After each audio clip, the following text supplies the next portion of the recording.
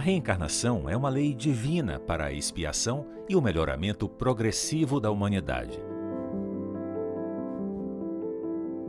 A cada nova existência na Terra, damos um passo adiante na senda do progresso. Ela concilia todos os acontecimentos da vida com a justiça e a bondade de Deus. Através da reencarnação, crescemos intelectual e moralmente ao longo da evolução, até não termos mais necessidade da vida corporal. A reencarnação sem mistérios, 68ª Semana Espírita de Vitória da Conquista. De 3 a 12 de setembro de 2021 na internet. Assista pelo Espiritismo Play e pela UEVC TV.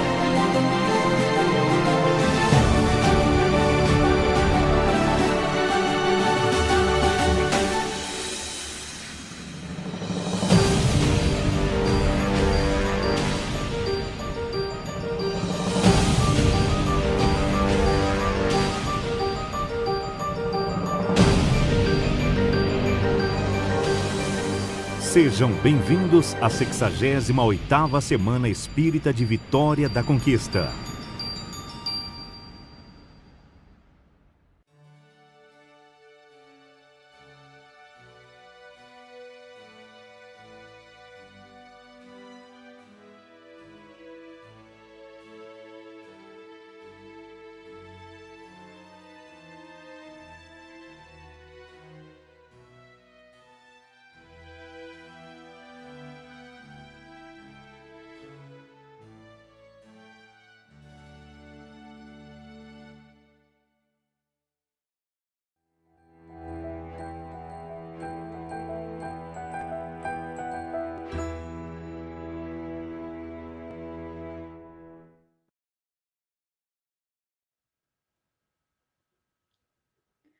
Boa noite, É com alegria que damos prosseguimento ao 7º dia da nossa 68ª Semana Espírita de Vitória da Conquista, este ano ainda em seu formato virtual.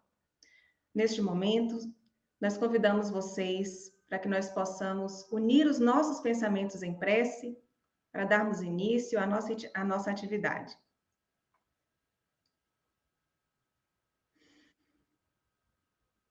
Senhor da vida, nós te bendizemos, colocamos os nossos corações contritos em tuas mãos e rogamos o teu amparo e proteção em mais uma noite de trabalho no bem. Que o palestrante se sinta mergulhado em vibrações de amorosidade e paz e que seja usado por ti, semeando a boa semente. Pedimos por toda a humanidade, especialmente pelos que sofrem e choram, para que encontrem consolo e esperança. Porque o Pai, que nos foi apresentado por Jesus, é um Deus de misericórdia e não de esmagamento. Que a tua luz seja em nossos lares, que a tua palavra seja o nosso alimento, que cada um de nós se sinta amado e digno de felicidade e que possamos também ser instrumento de amor e felicidade na vida daqueles que nos rodeiam. Ajuda-nos a entender que sempre é tempo de te buscar, porque o Senhor nos acolhe hoje e nos acolherá amanhã e sempre. Glória a Deus nas alturas, paz na terra, boa vontade entre os homens. Que assim seja. O tema central do nosso evento é a reencarnação desvenda todos os mistérios. E nós agradecemos à TV Mansão do Caminho por sua gentileza nesta parceria para a transmissão da nossa Semana Espírita, juntamente com o nosso canal, o EVC TV, e as rádios Fraternidade de Uberlândia, Minas Gerais, e Portal da Luz de Dourados, Mato Grosso do Sul. E se esta programação lhe for útil e edificante, não se esqueça de curtir este vídeo. E caso se sinta à vontade, compartilhe o seu conteúdo. Vamos divulgar essa doutrina que tanto nos consola e esclarece. Aproveite também para visitar a nossa livraria online e ganhar descontos durante a nossa 68ª Semana Espírita. O endereço é www.livraria.uevc.org.br. E nós lembramos que os pedidos feitos da faixa do CEP 45.000 a 46.000, de Vitória da Conquista e entorno, além da opção de entrega via frete convencional, poderão também ser retirados presencialmente na sede da UEVC de forma gratuita. E agora, vamos convidar para a nossa apresentação musical Renan Almeida, de Barreiras, aqui na Bahia, que irá interpretar Vibrações, de Jacó do Bandolim.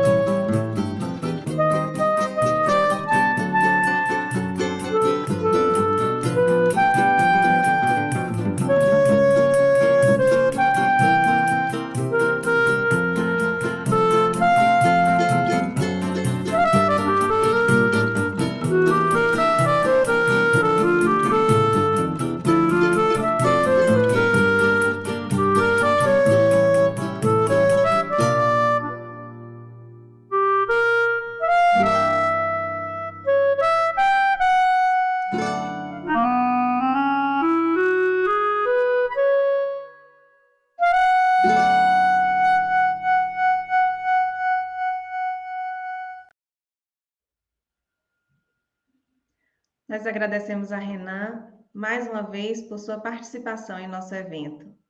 E neste momento, convidamos nosso irmão Luiz Mário Duarte para a sua palestra desta noite.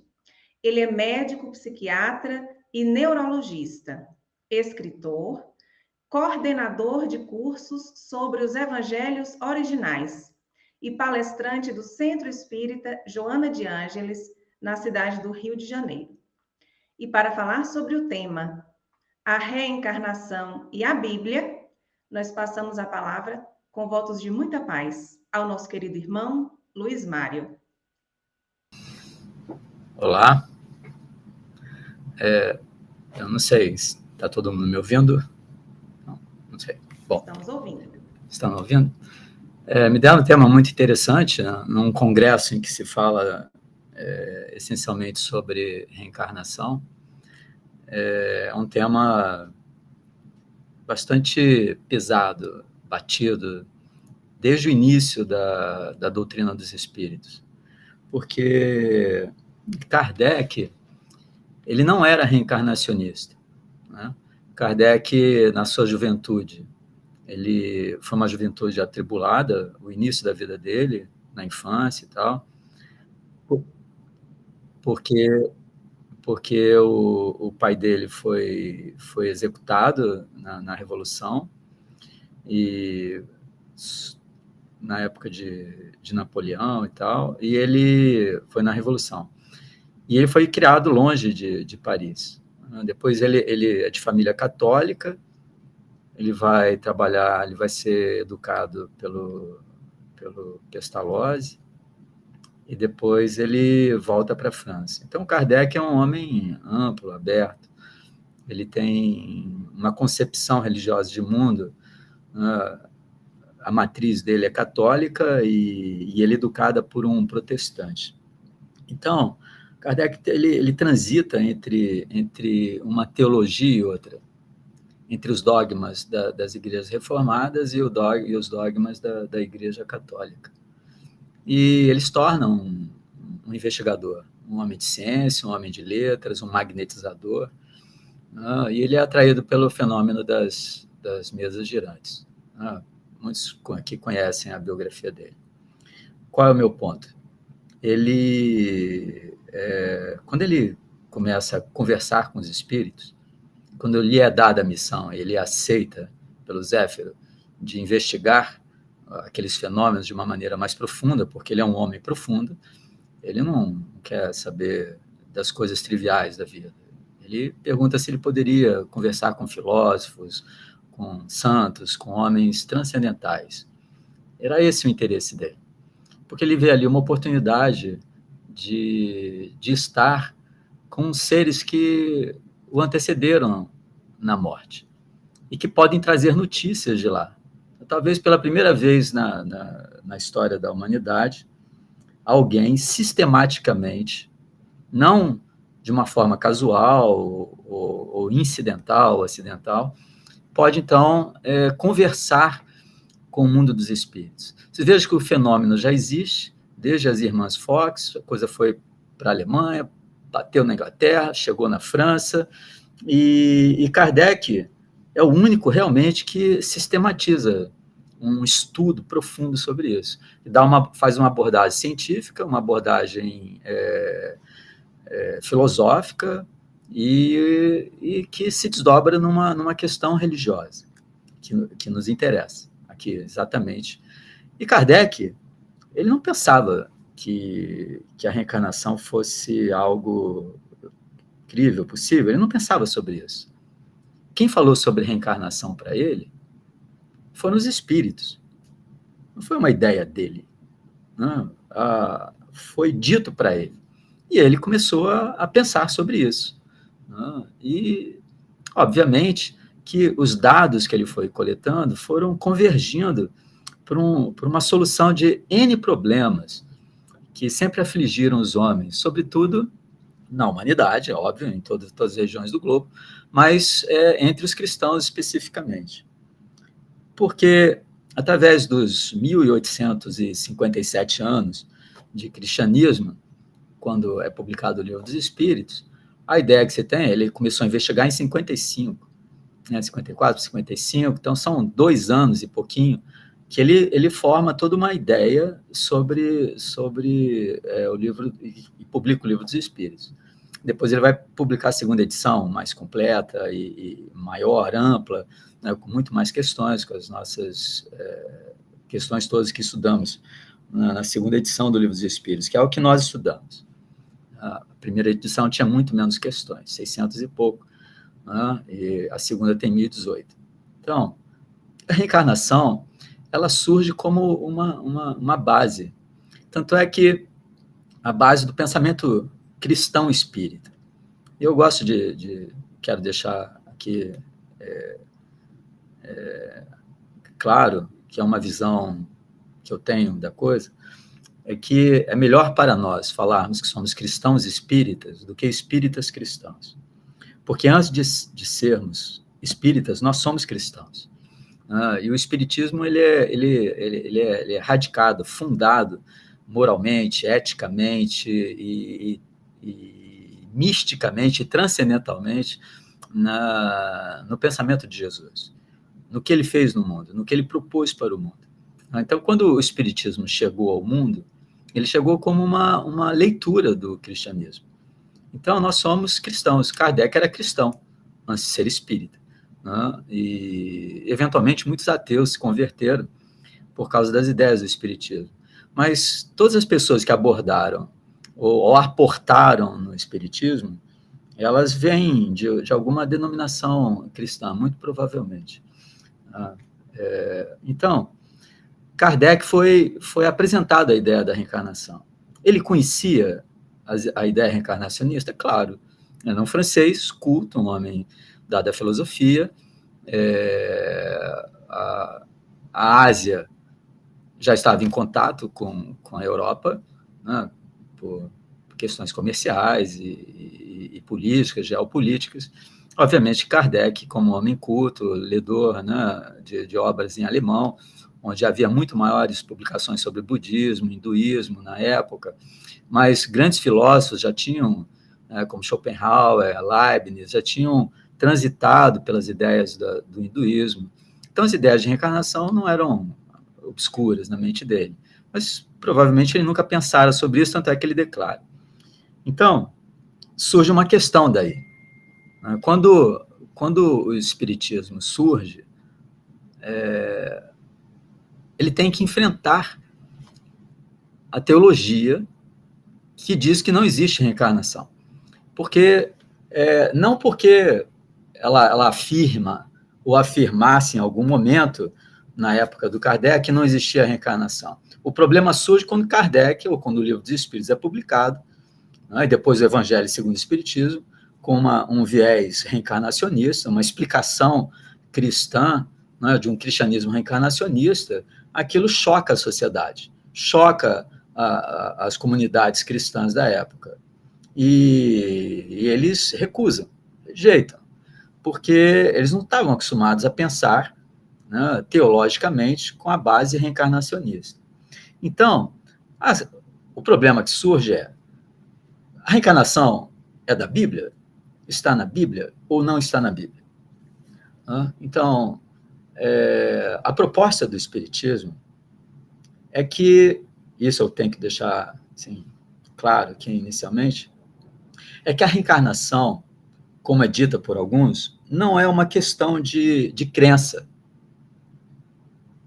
é uma questão de evidência, é uma questão filosófica, porque nós podemos pensar a reencarnação do ponto de vista estritamente filosófico, ver o que ela, enquanto um modelo explicativo da vida, ela pode oferecer de respostas às angústias, aos problemas existenciais dos homens, né, diante de uma justiça divina e de um amor divino, que acaba se desdobrando numa questão teológica, né, que é a pluralidade das existências.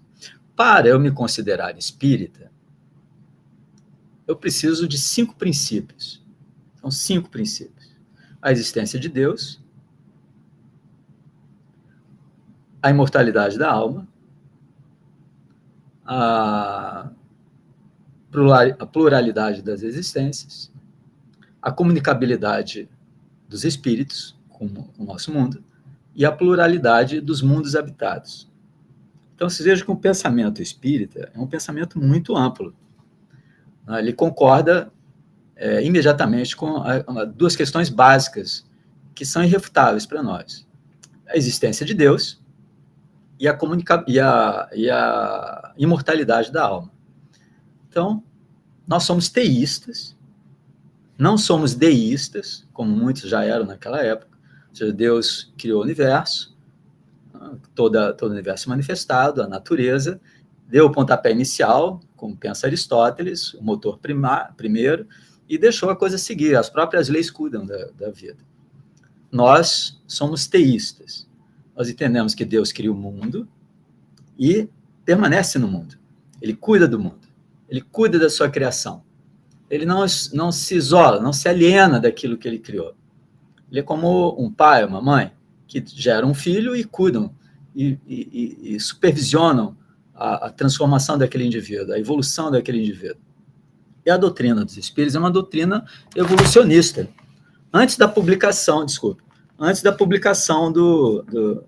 da obra magna da biologia, que é a origem das espécies, em 1859, pelo Darwin.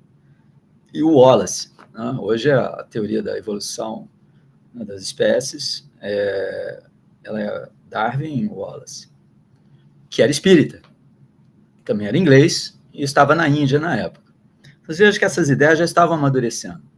A reencarnação, então, ela permite uma ideia de evolucionismo, né, onde na Bíblia, onde não existe reencarnação, ela lembra muito exatamente uma criação imediata de todas as formas, como elas são, né, uma alma que é criada junto com o corpo, e o indivíduo tem aquela chance, aquela oportunidade, né, de se descobrir humano, realizar toda a sua plenitude espiritual, ou não, e ter um destino final eterno. Então, teologicamente, os cristãos eles vão desenvolver ao longo dos séculos uma teologia onde as pessoas pensam o destino final do homem como, que é a escatologia, que é a disciplina que estuda isso. Qual é o destino dele? É um destino eterno no final de uma existência temporária. E ela pode ser boa, ela pode ser ruim. Se você falhar, inferno. Se você acertar, for obediente, obediência aqui é uma obediência transcendental. Se você se acomodar, né, aos ditames divinos, aos mandamentos de Deus, você vai para o céu, né, para um local. A ideia é essa, onde você vai desfrutar, né, do paraíso, que é um lugar onde não há infelicidade, onde não há dor, onde não há sofrimento, onde não há descontinuidade. O inferno é um tormento eterno. Então, qual é o problema dessa visão escatológica? Porque ela é definitiva. Ela parte de um pressuposto. Olha só, isso é filosofia, ok? E a gente depois tem que ver a Bíblia. E ver como as pessoas pensam isso. Por quê? Porque Deus é onipotente, Ele é onisciente, Ele é onipresente, Ele é onibenevolente. Então, Ele é todo amor. Ele está presente em tudo. Ele é todo poderoso, portanto, Ele pode atuar. E Ele é onisciente, Ele vê tudo. Tudo acontece na própria consciência dele. Então, Deus está presente diante de todas as bondades e maldades. As mais escondidas, recônditas, mas ele está lá. E ele pode atuar, porque ele é onipotente. E ele vê. E ele é onibenevolente. Ele é todo amor. Né? E por que ele não atua? Por que ele não impede o mal de acontecer? Então, seres humanos têm um problema. Quando a gente pensa teologicamente, existe a questão do mal. O que é o mal e qual a solução para ele? De onde vem o mal? E qual é o destino de quem pratica o mal? E qual é o destino de quem pratica o bem? Se tu só tem uma vida e ela é temporária, ela é feita no espaço e no tempo, com uma coleção de matéria corporal, eu morro, minha vida se extingue, minha existência corporal se extingue, minha alma terá um outro destino final. E esse destino final, ele é eterno. A incongruência surge exatamente disso. Como um ato meu, temporário, pode produzir um resultado eterno? Essa é uma questão muito séria. Muito séria. Por quê? Porque ela é injusta. Eu posso me equivocar de tal maneira, posso não me arrepender disso a tempo, ou então me arrepender tardiamente, né? Perco a minha existência corporal e estou diante de um destino do qual eu não posso mudar. Então, o inferno se torna uma injustiça muito grande e um paradoxo. Por quê? Porque Jesus diz que todas as ovelhas serão salvas. Isso indica algo muito fundamental.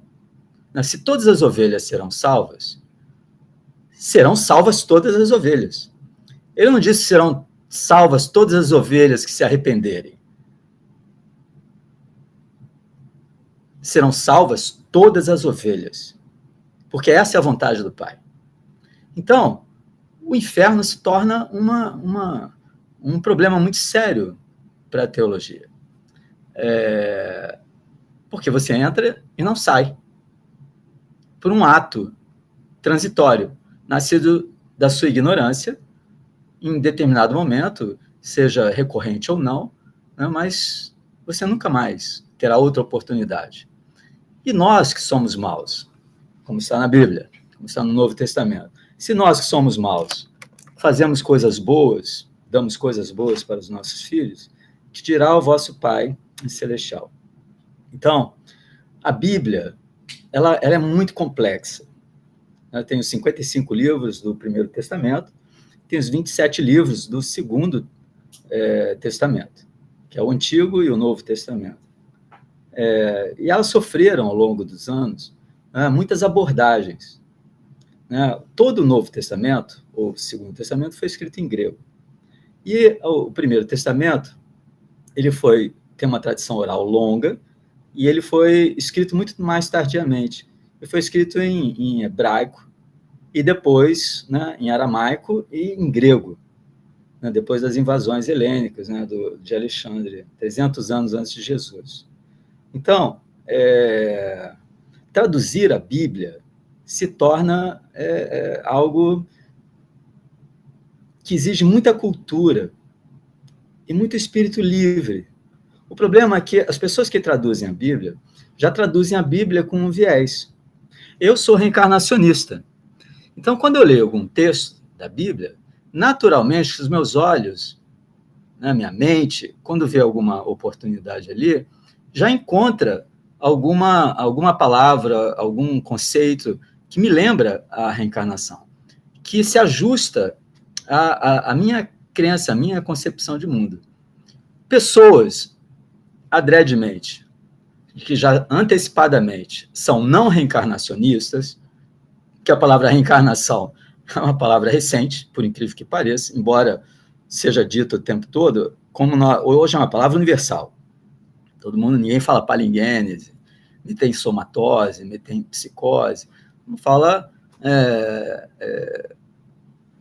reencarnação. Isso veio da França, veio do Kardec, né, que é você reencarnar, é você encarnar de novo, você estar na carne de novo, ok? Então, daí que vai surgir o problema, a polêmica em relação à existência ou não da reencarnação na Bíblia. E a gente cai no problema da exegese, né, de você fazer uma tradução correta, e isso exige que você use as palavras certas para traduzir uma outra palavra, e que aquela palavra tenha valor cultural, usada naquela época, e que você entenda todo o contexto socioeconômico, cultural, né, histórico, né, da produção daquele texto, para quem ele se dirigia e qual era a intenção do texto. Senão a gente se perde. Né? Então, quando as pessoas discutem se a reencarnação está na Bíblia ou não, elas falam isso por causa da inerrância bíblica. Se vocês nunca ouviram essa palavra, inerrância significa que não há erro. Então, na Bíblia, não existem erros. Ora, nós encontramos vários erros na Bíblia. Então, como a Bíblia pode ser inerrante? Que tipo de erro nós encontramos na Bíblia? Imprecisões de natureza histórica, imprecisões de natureza científica, como as pessoas interpretam. Por exemplo, né? Vocês vão entender onde eu quero chegar. Nunca houve a pretensão na Bíblia dela afirmar que a Terra era o centro do universo, conhecido, quando ela foi elaborada ao longo dos séculos. A Bíblia é um processo. Mas isso se ajustou muito no mundo cristão, né, em relação ao Antigo Testamento, que é a nossa matriz, né, que é a matriz de Jesus, para ele poder se comunicar e divulgar a Boa Nova, se ajustou muito ao mundo filosófico, ao mundo científico grego, né, com Ptolomeu, né, o mundo das esferas de cristal, onde a Terra era o centro, os planetas, o Sol, a Lua, né, giravam em torno da Terra, né, e, obviamente, que nosso planeta era o centro da criação, o homem era o ser mais importante. Então, essa visão de mundo helênica, ela se coadunou, ela se ajustou muito bem a uma criação que a gente encontra em Gênesis. Embora eles não afirmem, se ajustava bem. Então, durante 1.500 anos, praticamente, 1.600 anos, foi passada a ideia de que o sistema geocêntrico que os gregos tinham em mente era correto. Precisou a ciência dizer que não era daquele jeito. Isso deu um tumulto muito grande. Galileu quase foi para a fogueira por causa disso. Né? Se ele não abjura, se ele não recua da posição dele, sem a proteção do Papa, que o estimava muito, que já não podia mais protegê-lo, ele teria sido, muito provavelmente, condenado. E ele quase foi, porque ele ficou em prisão domiciliar até o final da vida dele, por uma crença, por ele expressar uma ideia. Vocês vejam como ter a oportunidade de falar livremente, expressar seus pensamentos livremente é importante. Então, é importante nos dias de hoje você ser livre para falar. Senão nós nem estaríamos aqui hoje, diante de uma visão maciça. Então, olha só, a Bíblia, nesse sentido, ela sofre uma crítica. Ela errou? Ou ela nunca se prestou como um livro de ciência? Essa é a questão.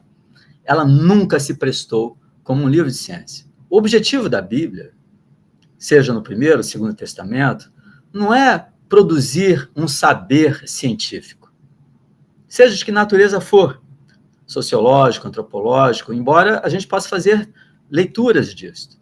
A gente possa encontrar uma ou outra coisa ali. Mas você vai encontrar coisas erradas. E você vai dizer, então a Bíblia errou? Não. Porque ela não erra mesmo. Porque ela não erra naquilo que é importante. Qual é o objetivo da Bíblia? Ensinar aquilo que é um roteiro para você conhecer a si mesmo. O objetivo da Bíblia é a salvação do homem. E o que é soter? A salvação. Soter em grego, salvação. É você estar livre das injunções do mundo material, no tempo e no espaço, e ter uma compreensão de si mesmo como felicidade. Isso é o reino dos céus, é entrar no reino dos céus. E isso é a ressurreição. É quando você definitivamente rompe o seu ciclo reencarnatório. Se você pegar o Livro dos Espíritos, você vai ver que os homens desfrutam, questão 113, espírito puro, ele desfruta de uma felicidade inefável, indizível no seio de Deus. Então, é muito difícil comunicar a ideia do que é essa felicidade. Se uma felicidade é inalterável, da qual é difícil de falar, mas ela é inalterada, porque está escrito lá no Livro dos Espíritos, algo que não altera é algo que não sofre as circunstâncias, as injunções, as contingências de um mundo temporal. de um mundo que está no espaço, num mundo que está no tempo. Né? Por isso que há dor. Então, a ideia que eles nos passam, que é uma ideia platônica, que é uma ideia do cristianismo platônico, é de que nós nos libertamos, né, daquilo que é transitório, para vivermos algo eterno. Então, se a Bíblia tem o objetivo de nos dar essa compreensão de felicidade, ela é inerrante, ela nunca vai errar. Porque tudo o que acontece nela é para nos mostrar esse caminho de felicidade. Essa descoberta de nós mesmos como da natureza da própria felicidade, que é a nossa salvação, porque ela não muda mais, né? Não há mais experiência, né, de sofrimento, embora possa existir dor se você estiver encarnado. Mas se você viver uma vida plena de si mesmo, não importa se você está encarnado ou desencarnado. Isso é quando o indivíduo ressurge. Isso é anastasis, estar de pé. Então, qual é a palavra que existe para a reencarnação? É palingênese. Palingênese. Tá? Palin, em grego, é de novo. Gênese é nascer. É nascer de novo. Como eles traduzem isso quando ela aparece na Bíblia? E ela vai aparecer 2 vezes nos evangelhos, tá? Ou no Novo Testamento. Uma em Mateus e outra na carta de Paulo a Tito. Tá? Mateus capítulo 25, versículo 28, você encontra a palavra palingênese. E ela é muito bem traduzida como regeneração. Em Tito, quando Paulo escreve, entenda uma coisa, Mateus era judeu. Ele vai usar palingênese de uma forma metafórica. E Paulo vai usar palingênese de uma maneira muito concreta, como ela era usada no idioma grego. Porque Paulo foi educado em Tarso, que era uma cidade filosófica. A principal atividade de Tarso, né, na cidade onde ele cresceu, onde ele se tornou um homem, né, onde ele foi educado dentro do farisaísmo e onde ele aprendeu filosofia, porque ele estudou, ele era rico, exatamente, ele sabia usar a palavra dentro daquilo que a Grécia clássica usa, palingênese como reencarnação. Porque os gregos eram reencarnacionistas. Né? Você vai ter os mistérios de Eleusis, você vai ter o orfismo, né? E todos eles são reencarnacionistas. Os mistérios de Eleusis, ou mistérios de Eleusis, é uma ida ao mundo dos espíritos, né?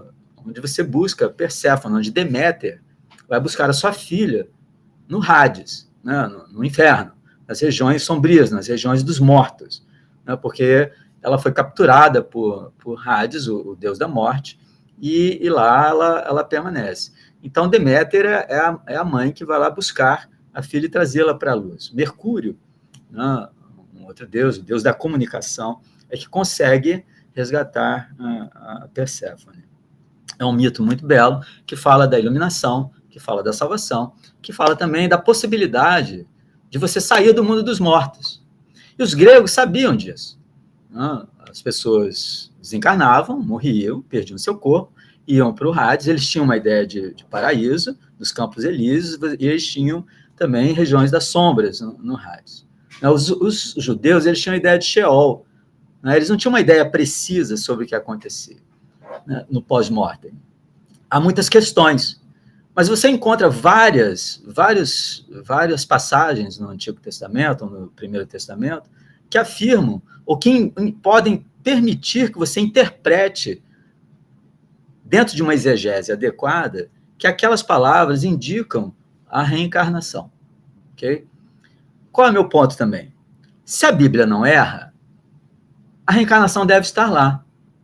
Se a Bíblia nada fala sobre reencarnação, isso é um argumento para as pessoas que não são reencarnacionistas, que não acreditam na reencarnação, dizerem que ela não existe.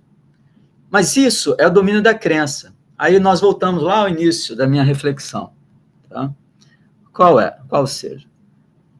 A reencarnação é uma questão de crença ou uma evidência?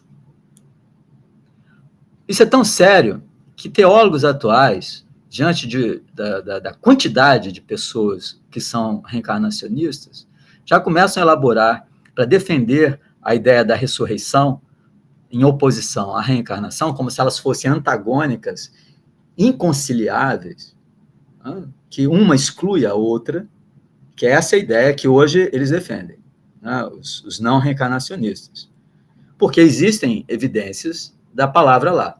Mas eles dizem que a reencarnação é uma questão de crença, e que, portanto, é uma questão de fé. Eles já nem dizem que não está lá. Eles, né, porque você vai encontrar a palavra palinguênese. Você pode interpretar a palavra hebraica, né, para geração como encarnação. É possível, exegeticamente e hermeneuticamente, do ponto de vista teológico, fazer essa interpretação, né? Então, você em Êxodos, você tem aquela grande questão, né, da preposição, né, que é traduzida. O Senhor, né, ele punirá, para quem vive no automatismo, para quem não superou suas próprias questões, né, o indivíduo na terceira ou quarta geração. Ou seja, o sujeito desencarna com compromissos, com débitos, né, contraídos com a vida, e ele retorna. Por quê? Porque não tem sentido o avô, o bisavô, que é isso que significa terceira e quarta geração, né, ser punido por um erro, né, um neto ou um bisneto ser punido pelo erro do seu avô, do seu pai. Isso é incongruente. Então, mas o indivíduo, normalmente, ele não reencarna como filho de si mesmo.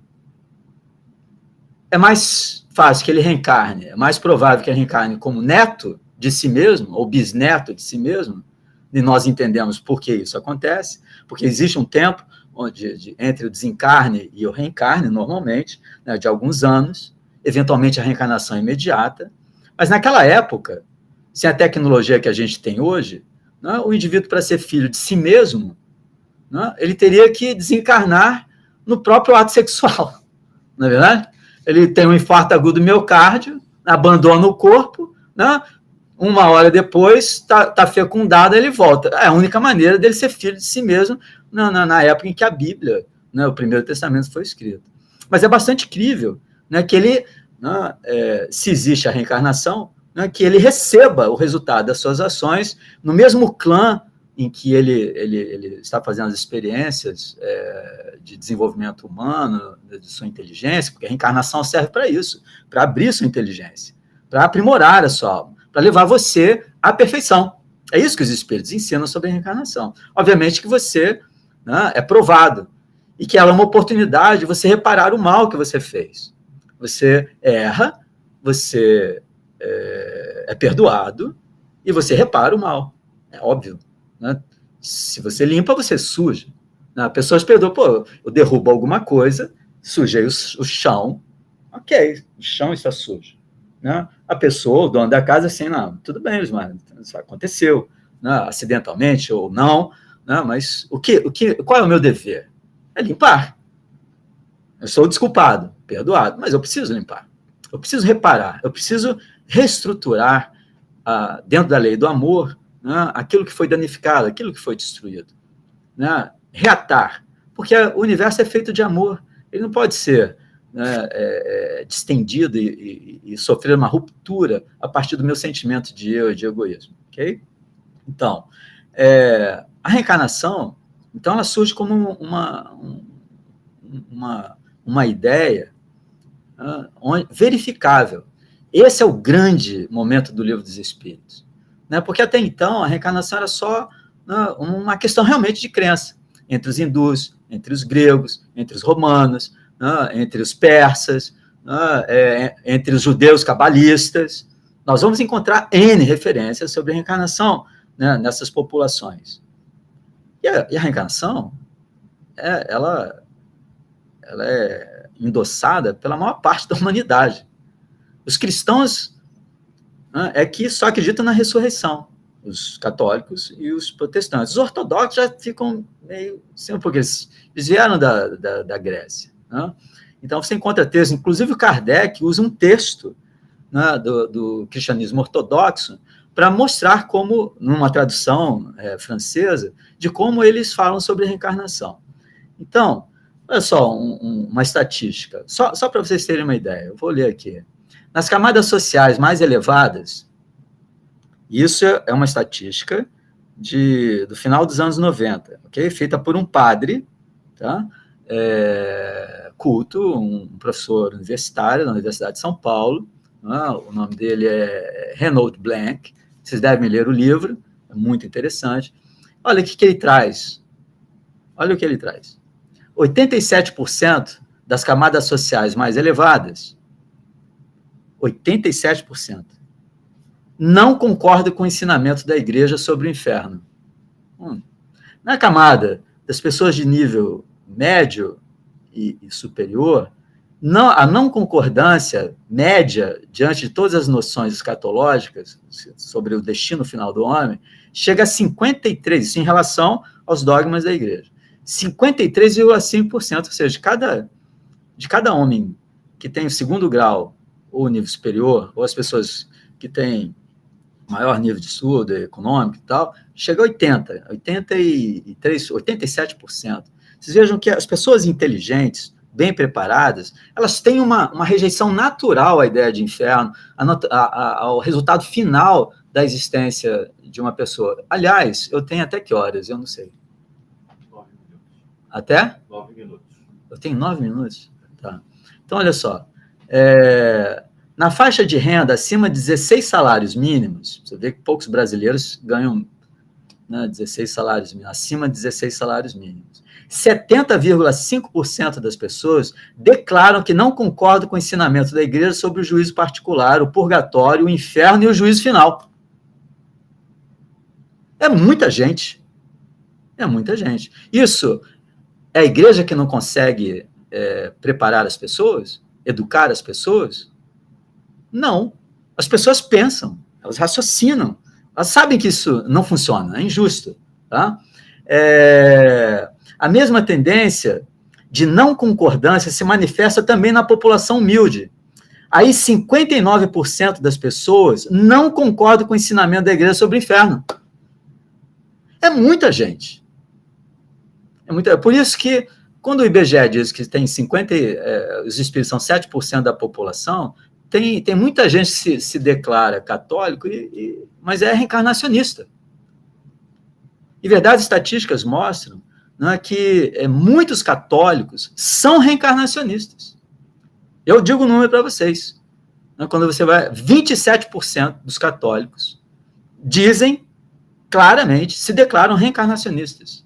Embora vão dizer que essas pessoas não são cristãs porque elas são reencarnacionistas, porque elas dizem que o dogma é a ressurreição da carne, né? E não a ressurreição do espírito. Então, o que a gente pensa? A ressurreição da carne é anastasis, né? Porque eles se baseiam em Jesus. O que interessa aqui, olha só, eu só tenho 9 minutos, né? Eu pensei que não ia ter nada para falar. 7 minutos agora, Deus do céu. Jesus ressuscitou. Durante 3 anos de vida pública, todas as pessoas o reconhecem. Até na transfiguração, onde o corpo dele é glorioso e brilha, né? E é testemunhado por 3 dos seus discípulos mais íntimos, João, Tiago e Pedro, eles sabem que é Jesus. Quando ele ressuscita, quando tem a ressurreição, anastasis, não palingênese, olha só, anastasis é a palavra grega para estar de pé de novo. Tá? Ele aparece num corpo que Maria de Magdala não reconhece, que as mulheres íntimas que o acompanhavam, como Joana de Cusa, né, Salomé, né, as pessoas mais íntimas de Jesus, não reconhecem. Ele é confundido com o jardineiro. Depois, em Emaús, né, com 2 discípulos dele, ele não é reconhecido. Jesus, né, está na beira da praia, eles estão pescando, ele aparece como um jovem, e eles não o reconhecem. Obviamente que não era o corpo físico de Jesus, senão ele seria reconhecido. Eles viveram com Jesus 3 anos, publicamente. Eles sabiam quem ele era. Né? Os espíritos.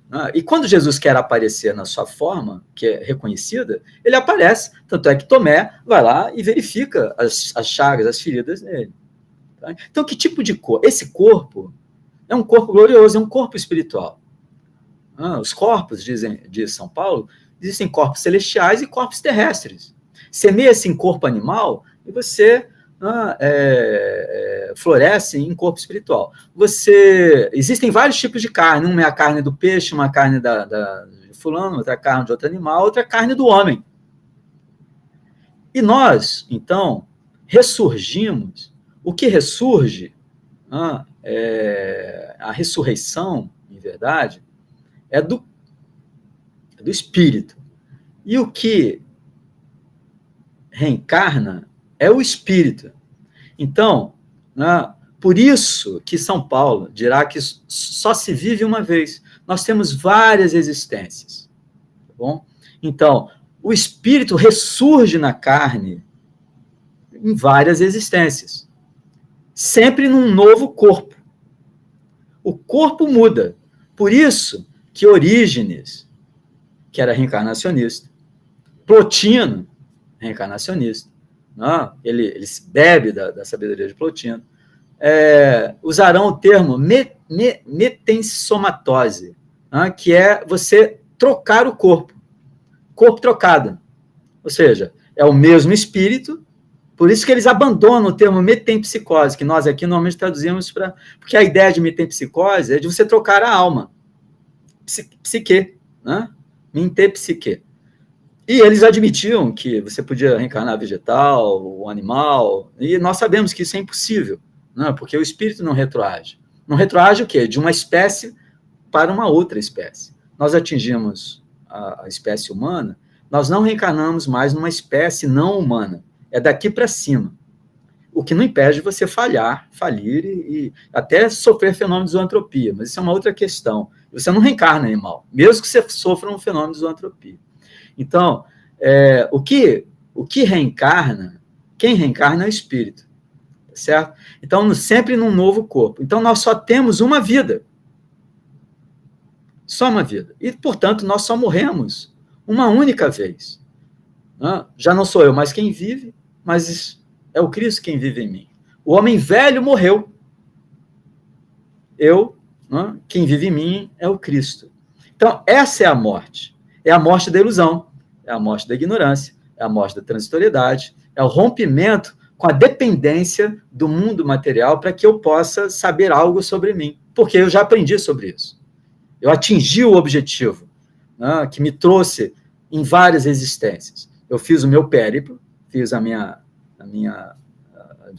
experiências terrestres, minhas experiências humanas, e me dei conta, por amadurecimento e reflexão, por uma vida ética de acordo com esse entendimento de quem eu verdadeiramente sou, e compreendi a minha realidade transcendental, a minha realidade espiritual. Então, eu estou livre do processo reencarnatório. Isso é possível no nosso mundo de prova e regeneração? Já foi, tanto é que quantos homens se liberaram antes? Não é a natureza e a qualidade do mundo em que vivemos é que nos impede dessa compreensão. Brilha a vossa luz. Na escuridão, ela brilha muito mais. Então, em mundos como o nosso, é muito mais simples você fazer esse processo, por incrível que pareça. Porque ele é rápido, ele não é lento. Só precisa de maturidade.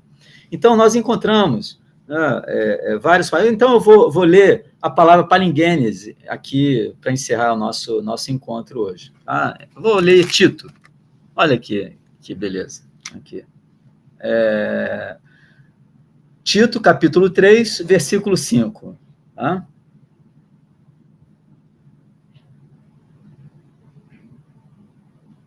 Eu vou ler o 4 e o 5.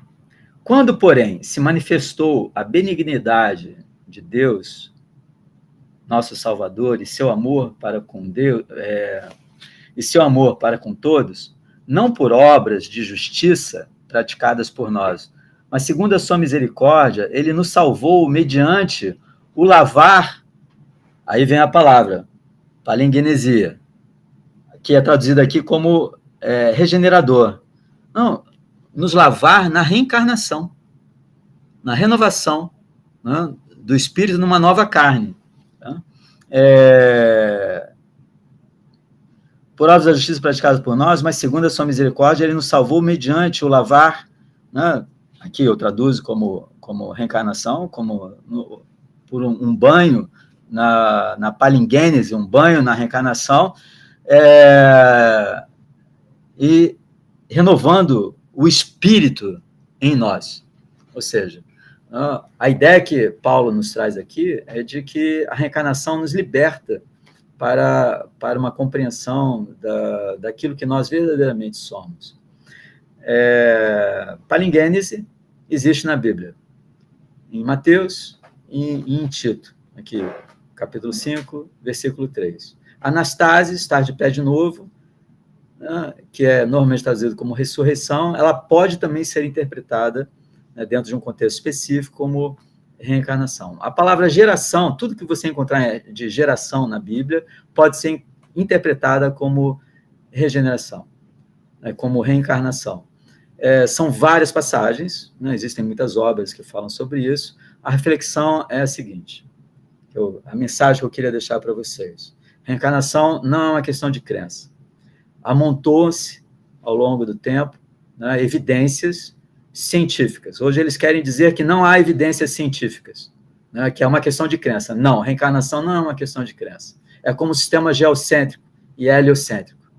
Quando a reencarnação estiver cabalmente provada do ponto de vista científico, né, essa questão terá, né, fugido da teologia para uma evidência mensurável, observável, como Ian Stewart fez na Faculdade de Virgínia, nos Estados Unidos, com mais de 2.000 casos estudados, com 20 casos publicados para os leigos. Então, as evidências se amontoam. Quando ela for uma evidência científica, toda a teologia terá que ser reescrita, terá que ser reinterpretada. Você não encontra mais a igreja, ou fora os terraplanistas, né, ou as pessoas que pensam, né, ainda a Terra como centro do universo, do ponto de vista relativo, que o universo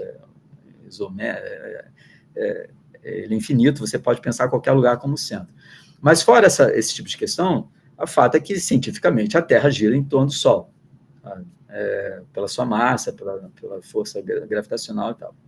Então, não é mais uma questão teológica, né, a Terra ser o centro, é uma questão, né, científica.